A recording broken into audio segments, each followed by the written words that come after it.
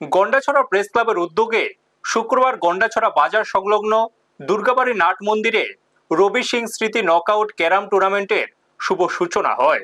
এলাকার বিশিষ্ট ক্রীড়াবিদ সুনীল বর্মন প্রদীপ প্রজ্বলনের মাধ্যমে প্রতিযোগিতার উদ্বোধন করেন।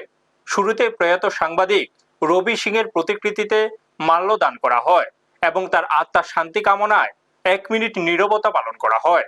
অনুষ্ঠানে উপস্থিত ছিলেন সমর সরকার, রামু দেবনাথ, সমীর কপালী, সুব্রত দাস, খোকন চাকমা, নারায়ণ ত্রিপুরা, অনিমেষ দাস, সঞ্জিত বিশ্বাস সহ অন্যান্য বিশিষ্ট ব্যক্তিরা। উদ্বোধনী বক্তব্যে সুনীল বর্মন বলেন, খেলাধুলা যুব সমাজকে সঠিক পথে এগিয়ে নিয়ে যায় এবং একটি সুস্থ সমাজ গঠনে গুরুত্বপূর্ণ ভূমিকা পালন করে। তিনি যুবকদের নেশা থেকে দূরে থেকে খেলাধুলায় অংশগ্রহণের আহ্বান জানান। পাশাপাশি তিনি বলেন, এলাকায় বহু প্রতিভাবান খেলোয়াড় থাকলেও সঠিক পরিচর্যার অভাবে অনেক প্রতিভা হারিয়ে যাচ্ছে। তিনি আরো জানান, খেলাধুলা সম্প্রীতি ও সৌহার্দ্যের বার্তা ছড়িয়ে দেয়। গন্ডাছড়া প্রেস ক্লাবের এই উদ্যোগকে তিনি প্রশংসনীয় বলে উল্লেখ করেন এবং বিভিন্ন সামাজিক সংস্থা ও ক্লাবকে এই ধরনের প্রতিযোগিতা আয়োজনের আহ্বান জানান। উল্লেখ্য, এবারের টুর্নামেন্টে সিঙ্গেলসে 16 জন এবং ডাবলসে 11টি দল অংশগ্রহণ করেছে।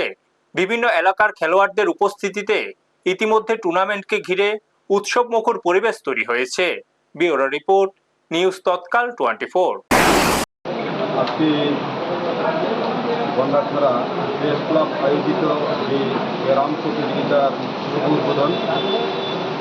এই শুভ উদ্বোধনের শুরুতে আমি প্রথমেই এই এলাকার বিশিষ্ট সাংবাদিক, আমাদের সকলের প্রিয় প্রয়াত রবি সিং দাদার প্রতি আমি প্রথমেই শ্রদ্ধা নিবেদন করছি।